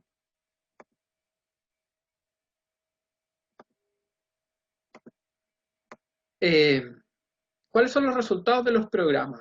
Bueno, en general en el mundo, hay metaanálisis al respecto, los programas que trabajan con jóvenes que abusan sexualmente son bastante exitosos. Se logran reincidencias de 10% o incluso menos. Es decir, el 90% de los jóvenes no vuelve a abusar. En el caso de Chile, nuestras investigaciones y nuestros estudios muestran, muestran reincidencia incluso del 5% o menos, ¿ya? Y en Chile los programas PASE nos piden reincidencias del 10% o menos. Entonces, hasta ahora vamos bien, ¿sí? Dentro de los distintos programas en el mundo, lo que ha mostrado más eficacia son los programas multisistémicos, son los que van ganando en efectividad, ¿ya? Sobre todo para casos complejos, que involucran mucho trabajo con la comunidad y la familia. Los programas cognitivistas también tienen evidencia, y también lo tienen los enfoques de trauma, algunos modelos de trauma para trabajar con víctimas de abuso sexual que después también replican los abusos, ¿sí? Ahora, también es cierto que esto de la eficacia hay que mirarlo con críticamente, porque en el fondo, si tu eficacia de un programa PAS se mide solo en cuánto reinciden los chicos, ¿cierto? ¿Cuántos de ellos lo vuelven a hacer? También habría que medir esa eficacia en términos de otras variables, ¿cierto? Por ejemplo, cuánto aprenden, o cuánto sanan, o se recuperan de sus propios traumas, ¿cierto? Cuánto se integran en la comunidad. Entonces, en general, la eficacia nos dice que nos va bien, que los programas funcionan, pero también es necesario involucrar medir la eficacia a partir de otras variables, no solo en términos de la reincidencia, porque hasta ahí a casi todos los programas del mundo les va bien. También hay debates que todavía están presentes. Por ejemplo, hay debates sobre esto de tener cuidado de utilizar teorías o políticas o enfoques que sean de adultos. ¿Cierto? Por ejemplo, hay un debate, en nuestro país no, afortunadamente, pero por ejemplo, ¿hay que tener registros de abusadores sexuales adolescentes? Así como existen registros de adultos, ¿habría que tener registros de adolescentes que abusan sexualmente? ¿O eso sería estigmatizante? Ese es, por ejemplo, un debate. Otro debate puede ser si tiene sentido ocupar las teorías que se ocupan para explicar los abusos de los adultos, para explicar los abusos de los adolescentes, ¿no? Otro debate tiene que ver con que nos vamos a centrar solo en las necesidades criminógenas, es decir, nos vamos a centrar solo en las variables que ayudan a prevenir el delito, o también hay que escuchar las otras necesidades de los jóvenes que pueden tener que ver con necesidades de integración, de inclusión o de reparación de maltrato, por ejemplo. Eso también es un debate. También hay un debate sobre qué tan relacionales son nuestros modelos. En general en el mundo a veces se exageran los modelos individualistas, modelos donde el joven va al programa y toda la intervención es con el joven. Pero ¿qué pasa con sus familias, por ejemplo? También eso es un debate. También otro debate tiene que ver con cuánta importancia le estamos dando a las historias de violencia que estos jóvenes viven. Y eso es súper discutible, porque de hecho hay profesionales o modelos que dicen que abordar mucho la historia de trauma es como desresponsabilizar al joven. Es como, ay, pobrecito, mira lo que te pasó. Entonces no hablemos de lo que tú hiciste. Pero tal vez es posible integrar ambas cosas, la responsabilización con la reparación, ¿cierto? Pero son discusiones, ¿cierto?, que se mantienen, ¿no? Y otro que yo les mencionaba, si el énfasis está puesto solo en la reincidencia de los abusos sexuales, o también nuestras intervenciones tendrían que estar centradas en otros tipos de apoyo. Y no solo en no reincidir, sino también en otras necesidades que los jóvenes pueden tener. Eso. Eso es lo que les puedo contar por ahora. Me pasé un poquito con el tiempo, así que estoy como con ganas de escuchar sus preguntas y de ver un poco qué podemos discutir sobre esto, ¿ya? Traté como de contarles de forma muy abreviada un poco las estrategias que se pueden ocupar y cómo en Chile se ha ido desarrollando como los programas de intervención. Yo por lo menos, a mí me pone muy contento, muy orgulloso que en Chile se lograra posicionar una mirada de derecho y una mirada evolutiva, ¿cierto? Y yo creo que tiene que ver con la historia de cómo esto fue surgiendo en nuestro país, pero entiendo que no es la misma historia del resto del mundo. Hay algunas preguntas que se suelen hacer, pero yo prefiero escuchar un poco las preguntas de ustedes. Voy a sacar acá la pantalla.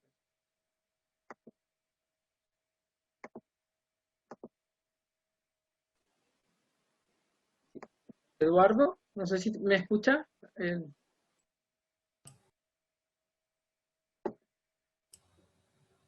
Sí. Pues muchas gracias, Francisco. Te agradecemos mucho la presentación. Sé que es una experiencia de muchos años que es muy difícil sintetizar y profundizar en poco tiempo. Entonces, ¿cómo ves si podemos leer algunas preguntas y respecto a eso, pues pueda responder puntualmente? Tenemos como máximo una media hora para eso. Y bueno, sabemos que se extendió un poco la conferencia, pero creo que ha sido como muy enriquecedor conocer y eh, tener como tantas herramientas, ¿no? Lo primero es que varios han preguntado si se puede compartir la presentación. Y es algo que ya habíamos platicado con Francisco y bueno, tú mismo si quieres lo dices, pero sí se va a poder Sí, compartir, pero hay que hacer algunos cambios, ¿no? sí, sí. Sí, vamos a sacar de la presentación más que nada como algunos dibujos, los esquemas de los adolescentes que nos han permitido presentar esto en distintos cursos. Pero de todas maneras, siempre que compartimos, sacamos sus trabajos y mandamos los textos. Vamos de todas maneras a mandar la presentación, pero sí los dibujos y los trabajos de los jóvenes. ¿Sí? Exacto, hay un tema de confidencialidad y bueno, pues nos parece muy bien. Entonces tenemos los correos y a través del correo de ustedes podemos hacerles llegar con mucho gusto la presentación ya sacando los testimonios porque son casos reales, ¿no? Entonces, una pregunta que hacen es si en tu experiencia las niñas, niños y adolescentes que cometen abuso lo entienden o entienden las posibles consecuencias legales cuando ejercen estos abusos, ¿no? Eh, Sí. en el caso que presentaste de Luis, si se derivó a las autoridades o solo se brindó una intervención, ¿no? Ah, ya, perfecto. Eh, Ya, mira, Y ¿respondes a dos preguntas? ¿O hay otra también pregunta otra asociada? pregunta, te ¿Sí? voy a hacer unas de a tres más o menos. ¿Sí? ¿Sí? ¿Qué ¿Ya? profesionales intervienen en estos programas y qué tipo de formación reciben estos profesionales para participar en estos programas? Sí, Hasta ahí. perfecto. Entonces, mira, en el caso de Luis en particular, en Chile lo que pasa es que los programas PAS, ¿cierto? Y tanto Justicia Juvenil, son programas los cuales siempre se ingresa por una vía judicial. Entonces, siempre, por ejemplo, el colegio denuncia esta situación, ¿cierto? Y a veces la denuncian desde la vulneración que vivió la niña, ¿cierto? Pero a partir de detectar que quien cometió el abuso es un adolescente, también se hace una denuncia, ¿cierto? Que dependiendo de la edad del joven, va a ser si ingresa a justicia juvenil o solo al ámbito proteccional, ¿cierto? Por ejemplo, si en este caso, como en nuestro país, la edad es de 14 años, ¿cierto? Entonces se considera que las personas son imputables de los 14 años para arriba, ¿cierto? Pero entre los 14 y los 18, Justicia Juvenil tiene varias alternativas de programas que van a depender desde programas solo más educativos a programas que involucran la privación de la libertad. Y eso va a depender de la trayectoria un poco del joven en términos si ha cometido otros delitos o si este delito lo ha reiterado en otros momentos, ¿cierto? Por lo general, cuando el joven tiene más de 14 años, ingresa a lo que nosotros llamamos programas de libertad asistida, que son programas en los que hay un delegado que acompaña este proceso de responsabilización, ¿cierto? Entonces ahí el ingreso siempre es por vía tribunal. Si tuviese menos de 14 años, entre 10 y 14, y 18 en realidad, entre 10 y 18, puede además ingresar a un programa PAS, que somos los programas especializados en este tema, ¿ya? Los chicos que están entre 14 y 18, de hecho, pueden estar simultáneamente en los dos programas, lo que también es un logro, ¿cierto? Porque muchas veces el programa de justicia se encarga de algunas temáticas más educativas y los programas PAS trabajan más con la familia o con algunas temáticas más terapéuticas. Entonces se pueden complementar, ¿sí? Ahora, de todas maneras, en nuestro país los programas PAS no son suficientes. ¿Ya? Faltan programas PAS en varias regiones de Chile, ¿cierto? Y en esos casos hay otros programas que abordan la temática, pero tienen algunas complicaciones con esto de si los jóvenes pueden estar simultáneamente en los dos programas, ¿sí? Pero en general, siempre el ingreso es por medio de tribunal, ¿sí? Claro, a no ser que la familia le presenta al juez la idea de continuar los procesos por medio de consulta particular, por algún proceso más privado. Pero eso generalmente no es muy habitual en nuestro país, ¿sí? Eso. Los profesionales que trabajan en los programas PAS, específicamente, tienen capacitaciones en el tema, ¿cierto? Realmente son las mismas instituciones que son ONG, se encargan de capacitar. A mí me ha tocado, por ejemplo, capacitar varios programas PAS, ¿sí? Es un tema que afortunadamente está mucho más visibilizado. Entonces los programas buscan también instancias para capacitarse en los distintos instrumentos que se aplican, en las distintas estrategias de intervención, ¿sí? También hay bases técnicas, ¿ya? Cuando un programa PAS empieza a ejecutarse, se le piden ciertas bases técnicas que ponen requisitos mínimos. Por ejemplo, que tu equipo tiene que manejar tales instrumentos, o que tu equipo tiene que lograr estos objetivos. Entonces hay como lineamientos para que los programas de alguna forma puedan funcionar con libertad, pero cumpliendo estas condiciones que establece CENAME, ¿cierto? Que en nuestro país es el Servicio Nacional de Menores, ¿no? Que apoya a niños, niñas y adolescentes, ¿sí? Eso es con respecto había una tercera pregunta que se me olvidó. ¿Qué profesionales intervienen en estos programas? ¿Son todos psicólogos o pueden haber otros trabajadores sociales? Sí. Es súper buena pregunta. No sé. Ya. Mínimo los profesionales que intervienen son una dupla. O sea, un caso, un joven y su familia recibe el apoyo de un psicólogo o psicóloga y un trabajador o trabajadora social. Mínimo hay una dupla para abordar la intervención con ese joven, ¿cierto? En el caso de justicia juvenil hay un delegado, y el delegado puede ser cualquier profesional de las ciencias sociales, ¿cierto? Porque el trabajo es un poco más educativo. Pero en este trabajo, que a veces tiene un componente más terapéutico, se trabaja en dupla.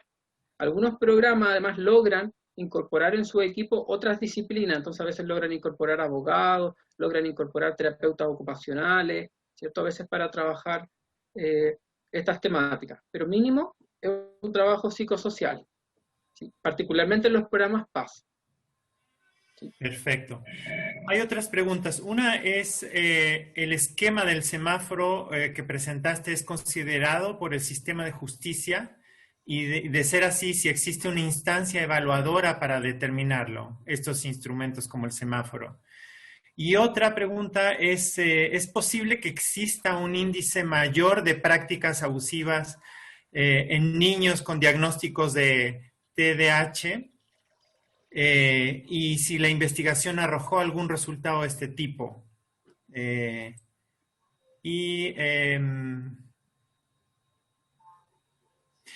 Otra pregunta es ¿de qué manera se puede trabajar con los padres, y me imagino madres, cuando se asimila que el joven ha ejercido algún tipo de abuso? ¿Cómo se trabaja con los padres y madres? Esas tres. Perfecto. Bueno, con respecto al déficit atencional, hay hartas investigaciones que muestran que hay ciertos diagnósticos de salud mental en los que hay más concurrencia con las PAS. Y el déficit atencional es uno. En general, todas las dificultades conductuales tienen mayor prevalencia en jóvenes que han ejercido PAS, pero también hay otros. Por ejemplo, también hay una mayor prevalencia de temas adaptativos, o sea, que cuando ellos cometen las PAS están pasando por procesos de cambio, duelo, procesos de separación familiar, cambios de vivienda, ¿cierto? También hay mayor comorbilidad en un tercio, por ejemplo, de alguna discapacidad intelectual, ¿cierto? O sea, el déficit atencional sí está más asociado, hay una mayor prevalencia, ¿sí? Y después hay otros diagnósticos que también tienen mayor prevalencia. Eso con respecto al semáforo, ¿sí? Sí, exacto. Sí, ya. Con respecto al semáforo, el semáforo nosotros lo diseñamos como una estrategia para trabajar con colegios, ¿cierto? Para trabajar con educadores de trato directo, por ejemplo, que están en residencias de niños, que muchas veces les toca ver situaciones de conducta sexual y les cuesta distinguir.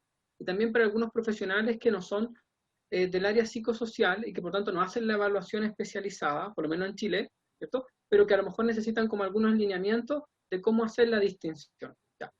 ¿De qué depende que la conducta sea connotada como abusiva o no? Depende de los instrumentos que se consideren en los criterios. ¿Ya?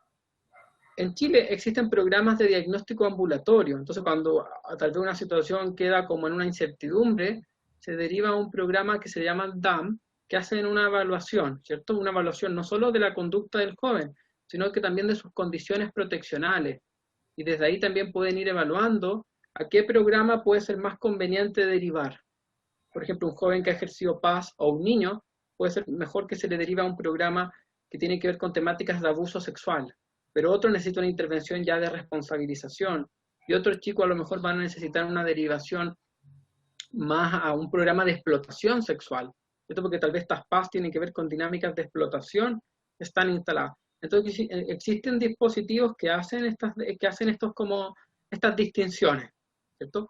En términos legales, de hecho, en términos legales es más complejo, porque finalmente para definir si es un delito o no un delito hay que basarse en las leyes que están en curso. Y a veces incluso pueden haber diferencias. Por ejemplo, a veces nos pasa que los jóvenes son derivados del programa Paz porque este equipo DAM detectó una situación que era abusiva, pero a nivel judicial la causa se archivó, porque al juez le pareció que no era para tanto. Pero afortunadamente, como funciona distinto lo que se establece en fiscalía, que tiene que ver con los delitos, a lo que se establece en el área proteccional. ¿Sí? Yo creo que eso ayuda un poco a que la intervención igual se reciba, ¿cierto? Perfecto. ¿Y trabajar con padres y madres? Ya. Bueno, trabajar con la familia es un desafío, ¿ya? Siempre es necesario. Lo que muestran las investigaciones es que las intervenciones son siempre más efectivas cuando se involucraron a los cuidadores en la intervención, a las familias. Siempre, y eso lo han dicho terapeutas, obviamente sistémicos, cognitivos, y la evidencia nos muestra que involucrar a la familia es siempre mayor éxito en la intervención. Ahora el tema es cómo invitarlos, ¿cierto? Muchas veces depende de la actitud con la que llega la familia. A veces hay familias que llegan en actitudes muy culpabilizadoras de los jóvenes. Mira lo que hizo, se porta terrible y además hizo esto otro. Estas familias que están en una actitud más culpabilizadora, ¿cierto? Obviamente ahí la estrategia es primero validar lo que ellos sienten, ¿cierto? Validar un poco este cansancio, este agotamiento, y luego invitarlo también a mirar que esto tiene que ver con otras cosas, que no tiene que ver solo con el joven. Y por ejemplo, un ejercicio que nos ha dado resultados, como para contar tips y experiencia, es también asumir nosotros como programas la responsabilidad. O sea, cuando estos papás están muy culpabilizadores de los hijos, nosotros decirles que en realidad no fue solo su hijo quien se equivocó, sino que también fuimos las redes de programas, porque nosotros no detectamos a tiempo esta situación, porque tal vez no nos dimos cuenta del apoyo que ellos necesitaban para acompañar a su hijo. Entonces, de alguna forma es como modelarle a los papás esto de la corresponsabilidad, ¿cierto? En otros ejemplos, en otros casos, los papás llegan con actitudes sobreprotectoras. Entonces llegan como al programa dispuesto a todo por su hijo, pero dispuesto a todo para que se aclare esta mentira que han inventado de ellos. Entonces son papás que están muy involucrados, pero desde la idea de mi hijo no fue. Y a esos papás muchas veces hay que invitarlos a conectarse un poco con esa historia de amor, que es lo que los lleva a proteger a sus hijos, y luego pensar que también un gesto de amor también puede ser el permitirles responsabilizarse, o el permitirles a lo mejor aprender de sus acciones, ¿cierto? Eso, hay otros ejercicios y otras técnicas más, por supuesto, pero eso como algunas cosas que le puedo comentar mientras tanto. Ya. Otra pregunta es si este modelo se trabaja desde la sociedad civil o desde la estructura del Estado, y cuáles han sido o crees que serían los retos a trabajar desde las estructuras gubernamentales. Entonces, no sé, aquí el papel de las organizaciones y del Estado, ¿no? Ya, ese es un problema en Chile, así como para ser honesto. En Chile hay una tremenda externalización de los programas de apoyo. Entonces lo que ocurre es que lo que hace el Estado es licitar programas. Entonces presenta distintos programas y ONGs o instituciones de la sociedad civil postulan para ganar esas licitaciones y ofrecer un programa, ¿cierto? Eso tiene cosas positivas porque permite que varias instituciones hagan propuestas distintas y al Estado le permite elegir la propuesta que le parezca más apropiada, más robusta, pero también tiene cosas negativas que tienen que ver con externalizar demasiado, ¿cierto? Las capacitaciones, o externalizar demasiado también las condiciones laborales de los profesionales, ¿sí? Ahora, eso yo creo que es un problema a nivel de nuestro país, que hay que revisar y que es muy difícil de revisar, ¿sí?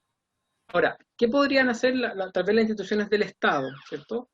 Bueno, yo lo voy a pensar en la realidad chilena, ¿ya? Yo creo que ustedes van a tener que adaptarlo un poco a la realidad de sus países. Pero con respecto a la realidad chilena, lo que podría hacer el Estado es seguir fortaleciendo las capacitaciones y las formaciones a los dispositivos que todavía dependen de ellos, ¿cierto? A los dispositivos que tienen que ver a lo mejor con temas de justicia, fortalecer a los jueces, fortalecer a los defensores, a los fiscales en estas temáticas, ¿cierto? En brindar también espacios para supervisar también cuando los equipos profesionales, por ejemplo, no están completamente de acuerdo con las decisiones que se toman a lo mejor desde los otros programas, ¿sí? Por ejemplo, en Chile hay muy pocos programas que son de administración directa del Estado, ¿cierto? Pero a veces fortalecer esos programas es también fortalecer cómo se vinculan con la red, ¿sí? Yo creo que todas estas instancias como de capacitación y de apoyo son necesarias y son tremendamente como nutritivas para los profesionales que trabajan ya en distintos ámbitos, ¿ya? Como comprender esta temática, revisar los mitos que tenemos o los desconocimientos que tenemos. ¿Sí? Otra pregunta es que dicen los adolescentes o los jóvenes reciben condenas mínimas por el abuso sexual que cometen. Sin embargo, no se da seguimiento porque la institución encargada de este proceso está rebasada y no cuenta con la sensibilización que se requiere. ¿Cuál sería el principal paso para dar solución a esto del seguimiento? Bueno, ahí depende porque depende de lo que llamemos sanciones mínimas, porque a nosotros también nos pasa, por ejemplo, que hay jóvenes que ejercen una paz y la sanción es tan mínima como una amonestación, así como de no lo vuelvas a hacer. Y en otros casos la sanción es un servicio comunitario, pero por muy poco tiempo. Y eso tiene que ver con que probablemente las personas que están tomando estas decisiones no están logrando problematizar la violencia sexual. Y tal vez ellos mismos lo tienen tan naturalizado que no les parecen conductas que tengan que ser sancionadas de formas mayores. Entonces yo creo que ya capacitar a las personas que tienen que tomar estas decisiones para que visualicen los problemas, lo problemático que es esto, es una forma de aumentar y en general tal vez consensuar las sanciones, porque algo que nos pasa en Chile es que las sanciones son muy distintas. ¿Sí? Un joven de tal que le tocó, no sé, pues, en tal fiscalía, la sanción es mucho menor de la que le tocó con otro juez en otra fiscalía, por ejemplo. Entonces lograr consensuar las sanciones mínimas yo creo que es un requisito. Afortunadamente en Chile pasa esto que yo les decía, que los programas PAS no se consideran programas de sanción. Entonces el joven puede ser enviado a un programa PAS como de forma obligatoria, pero desde una forma de protegerlo, ¿cierto? Y no como sancionarlo. Entonces a veces eso permite que la sanción sea mínima en el programa de justicia juvenil, pero esa intervención sea complementada por el programa PAS, ¿sí? Bueno, para dar seguimiento depende, porque obviamente, no sé cómo será en el caso de ustedes, pero cuando las sanciones se establecen hay que informar del cumplimiento de esas sanciones, ¿cierto? Y si un joven no está cumpliendo con la sanción establecida, el seguimiento, o sea, los profesionales que están trabajando con él tienen que notificar este desacato y eso hace que la sanción avance a una sanción mayor. Por lo menos acá funciona así. Ahora, lo que sí es complejo es cuando tú ya hiciste la intervención y lo que tienes es ver si tu intervención fue efectiva o no a largo plazo. Entonces, el hacer el seguimiento a 1 año o a 3 años o a 5 años, que es lo que se sugiere hacer seguimientos de reincidencia, es donde generalmente no hay recursos para hacer esos estudios, ¿sí? Nosotros, por ejemplo, en Chile, como pertenecemos al área proteccional, lo que hay es que se hacen seguimientos de los reingresos de los niños a otros programas, porque como todo esto funciona en una plataforma en línea, si el chico, por ejemplo, o el joven, después de 1 o 2 años vuelve a ingresar a un programa, eso también se genera una alerta que habla de que ese joven reingresó. Eso nos permite también conocer un poco el seguimiento, ¿sí? A veces ingresan por otras cosas, por supuesto, no porque cometieron un abuso sexual nuevamente, ¿sí? Pero esas son algunas estrategias, pero también tenemos varias dificultades para hacer estudios como más independientes de seguimiento. Ok, mira, nos queda poco tiempo, hay muchas preguntas, pero estamos siguiendo un poco el orden en que fueron presentadas. Hay otra que dice, los jóvenes que fueron víctimas de violación, ¿se convierten en victimarios? No, no. De hecho, o sea, esto es un dato bien importante porque si yo les digo a ustedes la prevalencia de abuso sexual en los jóvenes que abusan, es altísima. O sea, el 40% de los jóvenes que abusan tiene historias de abuso sexual. Muchas veces ni siquiera ellos connotan lo que han vivido como un abuso sexual, ¿cierto? Porque ellos lo connotan como que, por ejemplo, algunos de ellos tienen esta idea de la masculinidad, entonces ellos te cuentan que ellos perdieron la virginidad a los 12 años con un adolescente de 17. Entonces, claro, ahí hay un tema abusivo, pero ellos no la connotan de esa forma, ¿cierto? O que un tío les mostraba pornografía, ellos tampoco lo connotan como algo abusivo, pero cuando consideramos no el cómo lo connotan, no la subjetividad, sino el evento en sí, tenemos prevalencias de abuso sexual de 40%, eso es mucho. Pero eso no es lo mismo que decir que las víctimas de abuso sexual se van a transformar en jóvenes que van a abusar sexualmente. De hecho, si yo hago la pregunta al revés, el porcentaje es mucho menor. Entonces, de hecho, menos del 10% de las víctimas escolares, o sea, de niños de 7 años para arriba, menos del 10% de las víctimas de abuso sexual va a mostrar conductas sexuales dañinas. ¿Sí? O sea, lo más probable es que las víctimas de abuso sexual no abusen, ¿sí? Pero sí es más probable que aquellos que abusaron tengan historias de abuso sexual, ¿cierto? Sumado a todas las otras variables, porque acá no es lineal, por supuesto, ¿cierto? No es como, tú viviste esto y por eso estás haciendo esto. Tiene que ver con un montón de otras variables. Bueno, y yo creo que acercándonos al final, ¿a qué te refieres cuando dices que los criterios legales que pueden ayudar o no ayudar? ¿A qué te refieres a que no pueden ayudar? Ya. Puede ser que a veces los criterios para definir que algo es un delito sexual no están bien establecidos, ¿sí? Porque las leyes, si bien tratan de ser bien claras, entre comillas, a veces no lo son suficientes. Entonces tenemos situaciones de abuso sexual que no quedan connotadas como delitos, ¿cierto? Por ejemplo, este adolescente que comparte las fotos de su expareja por internet en el colegio y se las comparte a todo el curso. La adolescente denuncia esta situación, pero el fiscal no entiende esa situación como un delito sexual, ni siquiera la entiende como un delito. Entonces finalmente no hay sanción para el joven, ¿cierto? O por ejemplo la violencia que se da en el noviazgo, ¿cierto? Que también involucra mucha violencia sexual. Muchas veces tampoco queda connotada como un delito porque existía una relación previa, ¿cierto? Y a veces los criterios legales no son suficientemente claros un poco en las condiciones, ¿cierto? Para que se considere que es un delito o no es un delito. Y muchas veces queda, lamentablemente, a criterios más de interpretación de los jueces. Y los jueces tienen sus propios sesgos de género, por supuesto, que los van a hacer a veces no problematizar estas cosas. ¿Sí? Perfecto. Bueno, hay varias preguntas más.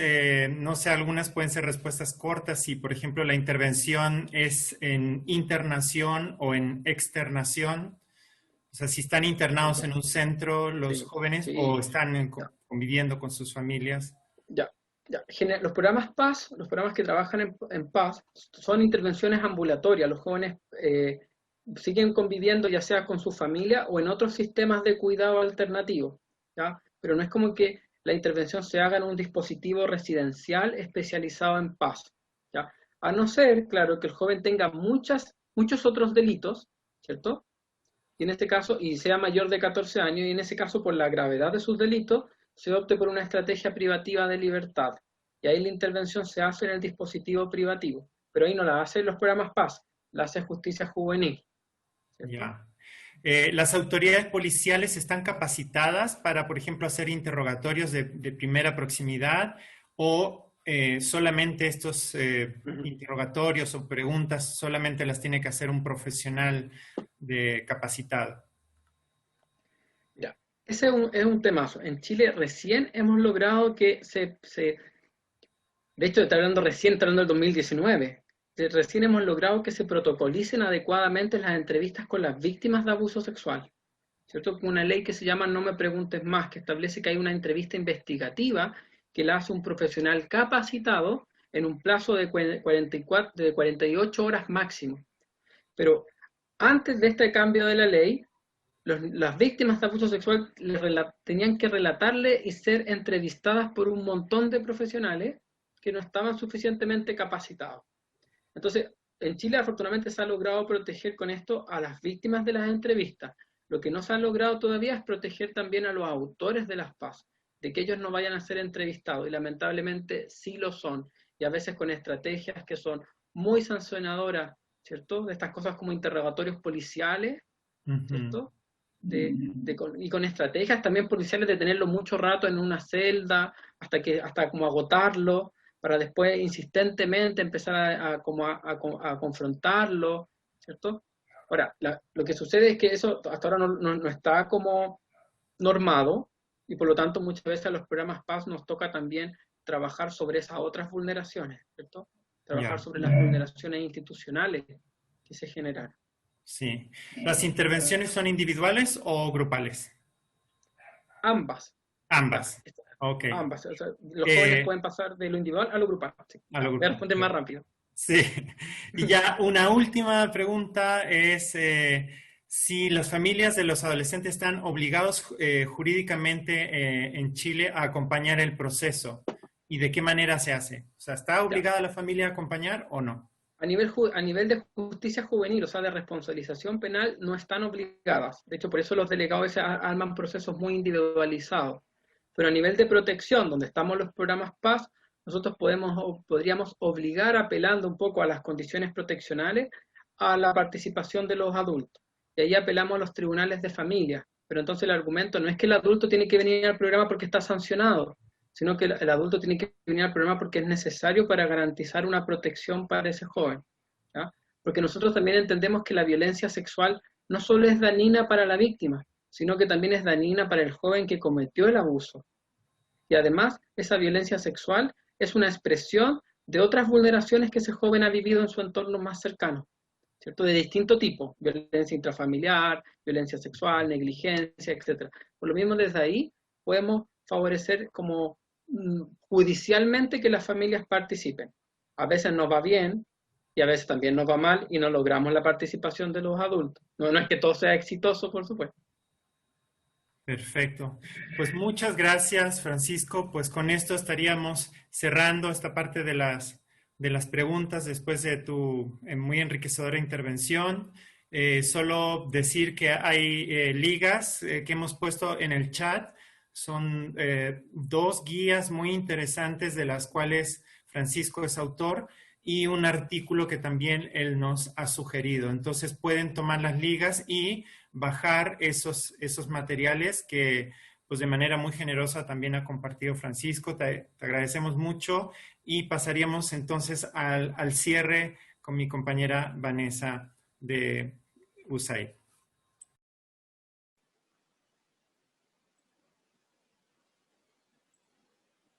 Agradecemos mucho su participación en esta conferencia. Una disculpa por habernos extendido un poco más de lo previsto. No queríamos dejar de tener la oportunidad de compartir la experiencia de Francisco. Muchas gracias, Eduardo.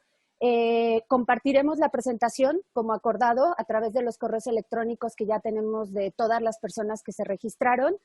Y las invitamos a participar en nuestra siguiente conferencia de este ciclo, que está programada para el lunes 21 a las 11 horas, horario Ciudad de México.